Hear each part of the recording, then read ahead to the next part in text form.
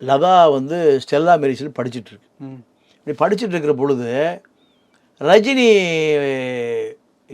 எம்ஜிஆர் சிவாஜி காலம் முடிஞ்சுது. முடிந்து கமல் ரஜினி காலம் உருவாகுது. அப்போ இந்த கும்பலை என்ன முடிவு பண்ணுது? எதிர்கால சூப்பர் ஸ்டார் ரஜினி தான், எப்படியாவது ரஜினியை மடக்கணும். அப்போ இதயம் பேசுகிறது மணியன்னு ஒரு ஐயர் இருந்தார்.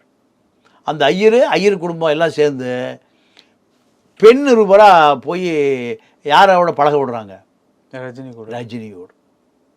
ஆனால் வெளியில் சொல்லப்படக்கூடிய தகவல் என்னன்னா, ஒரு ஸ்டூடெண்ட்டாக இன்டர்வியூ எடுக்கிறதுக்காக ரஜினி கிட்ட போனாங்க. ஆமாம், பெரிய இவங்க ஸ்டூடெண்ட்டு என்ன இன்டர்வியூ எடுக்க போனாங்க?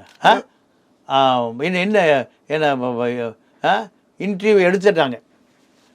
இன்டர்வியூ எடுத்தாச்சு. அப்போது திட்டமிட்டு பார்ப்பனியம் என்பது கொடூரமானது. எல்லாமே பிளானிங் தான். போய் ரஜினியை மடக்கியாச்சு.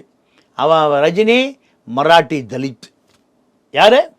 மராட்டி தலித்து.